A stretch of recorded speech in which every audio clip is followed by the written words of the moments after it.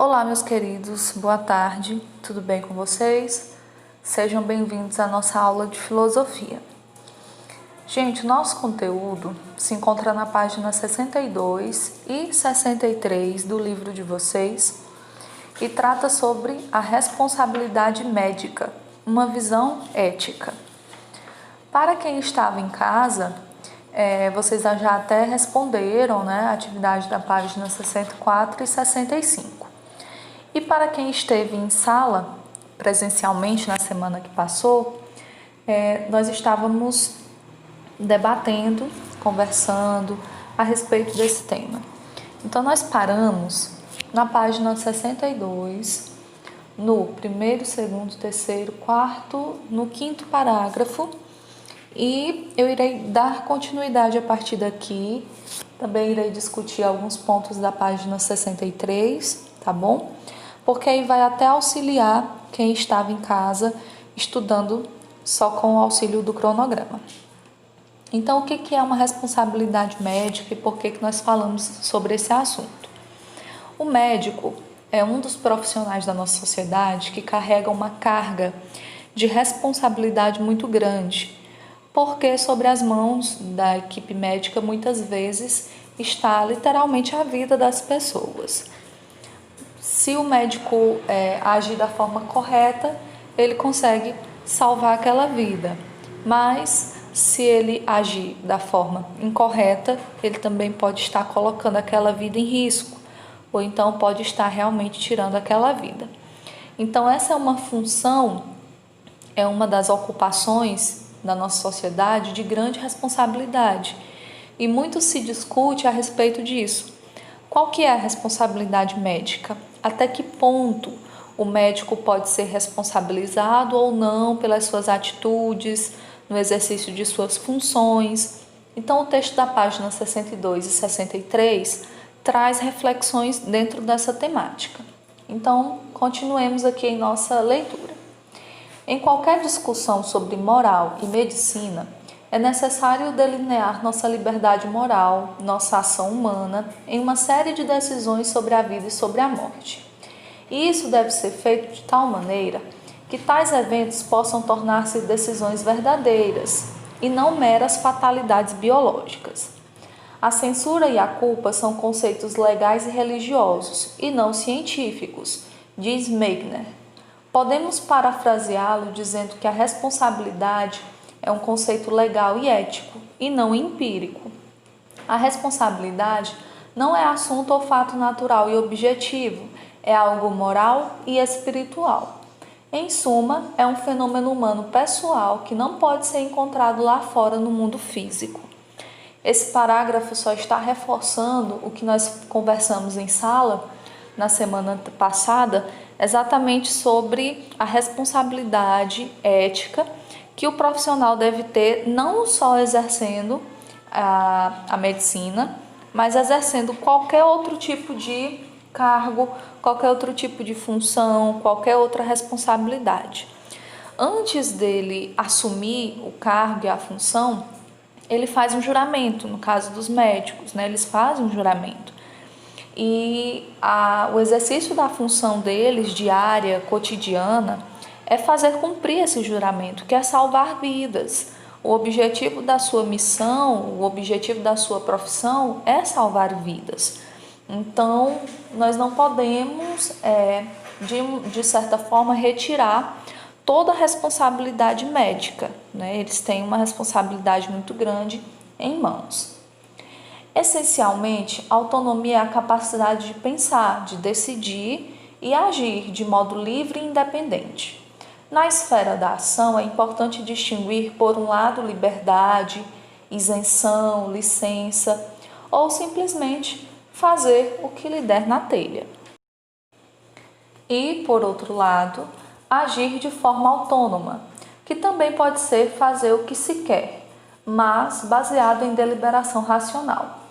Só como exemplo, os animais não possuem autonomia, mas podem ser perfeitamente livres. Autonomia é uma categoria de liberdade, mas nem toda liberdade é autonomia. O conceito de autonomia está necessária e obrigatoriamente ligado ao exercício daquilo que Aristóteles chamou de atributo específico do homem, que é a racionalidade. Então, somente os seres humanos possuem essa capacidade de racionalizar, de pensar com a razão e de agir de acordo com a razão. E isso está baseado muito no nosso livre-arbítrio e na nossa capacidade de fazer nossas próprias escolhas.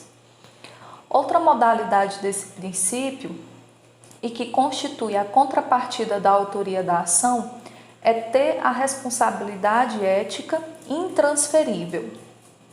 Mesmo quando, na ação, existem vários autores, a responsabilidade ética não pode ser dividida. Ela existe por inteiro em relação a cada um dos que participaram da ação, sendo todos eles solidariamente responsáveis. Também as circunstâncias não dividem a responsabilidade, ou são elas circunstâncias conhecidas e previsíveis e então assumidas, ou são elas imprevisíveis e não sabidas e, portanto, sem responsabilidade a cogitar.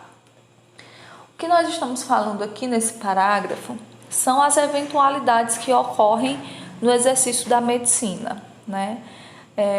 Você tem um paciente, por exemplo, e esse paciente precisa ser submetido a uma cirurgia de alto risco. Você sabe que a cirurgia é de alto risco, que tem uma probabilidade do paciente não resistir ao procedimento, mas você também sabe que se o paciente não for submetido a esse procedimento, ele também está correndo risco de vida. Então, é um momento onde a responsabilidade é colocada para a equipe médica, claro que vai, fazer o procedimento nessa pessoa, mas também é colocada sobre a família, que vai receber esse diagnóstico e vai permitir ou não esse procedimento. Então, dentro da medicina, tudo que é feito em relação ao paciente, a pessoa que está ali aguardando atendimento, é muito pensado, é muito racionalizado, porque nós não estamos falando de escolhas que podem ser revertidas, né? Nós estamos falando sobre vidas que podem ser salvas ou que podem, infelizmente, serem perdidas. Essas questões estão disciplinadas no Código de Ética Médica. Ele cuida precisamente da total responsabilidade moral que o médico deve assumir como autor único de seus próprios atos, não dividindo com terceiros e nem para eles transferindo a responsabilidade. Esta será sempre igualmente inteira para cada um deles. Não se pode consentir em sua divisão quando as circunstâncias pelas quais se quer responsabilizar a ocorrência eram razoavelmente esperadas e ainda assim foram assumidas. Que eu acabei de falar. O médico sabe que aquele procedimento vai trazer risco para a vida do paciente, mas mesmo assim ele opta por realizá-lo. Então, de certa forma, ele está naquele momento assumindo a responsabilidade se aquele procedimento der errado, se alguma coisa sair do controle ou se algum resultado não for o resultado esperado. O médico que nada faz jamais incidirá em erro, mas obviamente não é essa a razão nem o propósito maior da medicina, entendida como prática comprometida com a ação. Originada como ciência, arte e profissão da existência prévia do próprio médico e caracterizado o médico como aquele que assumiu o encargo de cuidar, que vem do latim, o preceito tradicionalmente repetido do primum non nocere não poderia sobrepor-se ao princípio ético indiscutivelmente mais alto, que é o princípio de servir. Então, mesmo que o médico esteja nessa situação delicada, que ele sabe que é uma decisão difícil, que ele pode estar ali dando, entre aspas, dando ou retirando a vida de alguém, ele não pode se omitir a ajudar. Ele não pode se omitir a salvar as vidas.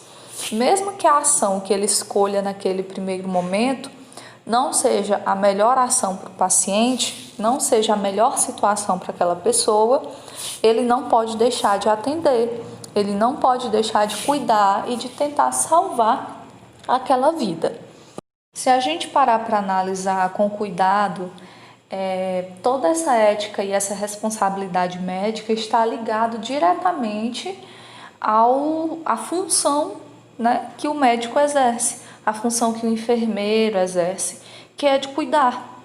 Então, todas essas circunstâncias, todas essas consequências de vida ou de morte estão diretamente ligadas a essa função, né, que o médico exerce, que é a função de cuidar. Então, isso é muito importante, porque quando o médico cuida e consegue salvar a vida, tudo bem, né? Todo mundo concorda, todo mundo se alegra. Mas quando o médico tenta e não consegue salvar a vida, todo mundo se entristece e aí é como se toda a responsabilidade e de um ponto negativo fosse colocada sobre ele. Então, se a pessoa está ali sã, saudável, nossa, que bom, né? Estamos felizes. Se infelizmente a pessoa vem a falecer, culpa exclusiva do médico, né? A ética e a responsabilidade médica têm necessariamente que mudar, crescer e se engajar constantemente em autocorreção. Isso é verdadeiro porque a medicina é uma arte humana para seres humanos. O dever não é a vã premissa dogmática de velhas morais teológicas, mas, e melhor do que isso, é toda a moral idealizada e toda a moral prática, um compromisso do indivíduo consigo mesmo e com a sociedade. Aqueles que assumem a responsabilidade pessoal de cuidar de alguém, aqueles que têm o conhecimento dos fatos e que exercitam a liberdade de escolha e o respeito pela autonomia dos outros, são seres verdadeiramente morais. Pois sem liberdade de escolha e sem direito de saber as verdades, as pessoas seriam apenas marionetes. E não existe qualidade moral em um espetáculo de marionetes. Seguramente não nos bonecos. Então, assim nós encerramos esse tópico da responsabilidade médica. Então, o que nós vimos aqui durante a leitura? Claro, o médico tem um peso e uma responsabilidade enorme sobre suas costas. E como eu já falei anteriormente, essa responsabilidade pode ser tanto de prolongar a vida e salvar a vida de alguém, como por um erro, por um descuido também, por fim, a vida de alguém. E toda essa responsabilidade, sim, ela deve ser cobrada do médico, porque ele assumiu a responsabilidade de salvar as vidas e se prontificou a fazer isso, se colocou diante da sua profissão para isso. Mas nós também precisamos ter o bom senso para admitir que em algumas situações toda a ajuda do mundo não seria suficiente para salvar a vida de alguém que já estava ali se esvaecendo, que já estava ali falecendo, morrendo. Então, existe sim um peso muito grande, ético e moral sobre a medicina e todos os cargos que a medicina, ocupa, seja o médico, o enfermeiro, existe sim uma grande responsabilidade sobre essas pessoas, porém essa responsabilidade não pode ser, em todos os casos, exigida unicamente e exclusivamente dessas figuras, porque existe uma série de fatores que vão acabar influenciando o resultado final, certo, gente? Então, para quem ainda não respondeu, a atividade se encontra na página 64 e 65, Quem estava presencialmente na escola ainda não respondeu essa atividade. Quem estava em casa já até me mandou, tá? Então, na próxima aula a gente já faz a correção, tudo bem? Bons estudos e até a nossa próxima aula.